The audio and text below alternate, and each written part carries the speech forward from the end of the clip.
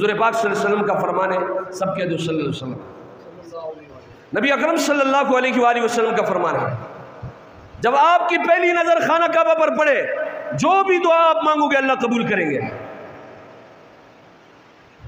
لیکن حاجی جب جاتا ہے اس وقت ایک رعب کا اور ایک دبدبے کا ایک شمع ہوتا ہے، اس وقت اسے پتہ نہیں چلتا کہ مجھے کیا مانگنا ہے۔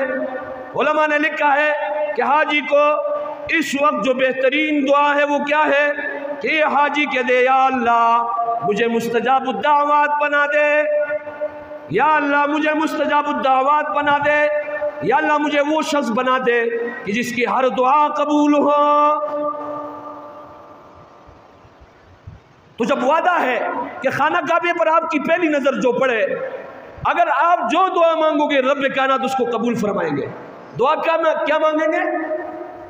یا اللہ مجھے مستجاب الدعوات بنا دے۔ مستجاب الدعوات کا معنی نہیں آتا ہے بالفرض، تو آپ نے کیا کہنا ہے؟ یا اللہ مجھے وہ شخص بنا دے جس کی ہر دعا قبول ہو، جس کی ہر دعا قبول ہو۔ تو جب اللہ رب العزت ہمیں مستجاب الدعوات بنا دیں گے، اس کے بعد گل لوٹنے کے بعد جو بھی مصائب، جو بھی آفات، جو بھی آلام، جو بھی بیماریاں، جو بھی پریشانی آتی ہے، رب سے دعا کریں گے اللہ رب العزت اسے قبول فرمائیں گے۔ تو یہ ایک ایسی دعا ہے جو ساری چیزوں کو جامع اور مانع ہے، ساری چیزوں کو اکٹھی کرنے والی ہے۔ لہذا خانہ کعبہ پر جب پہلی نظر پڑے تو اس وقت دعا یہاں سے آپ نے جو ہے یہ تربیت لے کر جانی ہے کہ آپ وہ دعا مانگے جب آنے کے بعد بھی آپ دعا مانگو گے اللہ رب العزت اسے قبول کریں گے۔ وہ کیا دعا ہے؟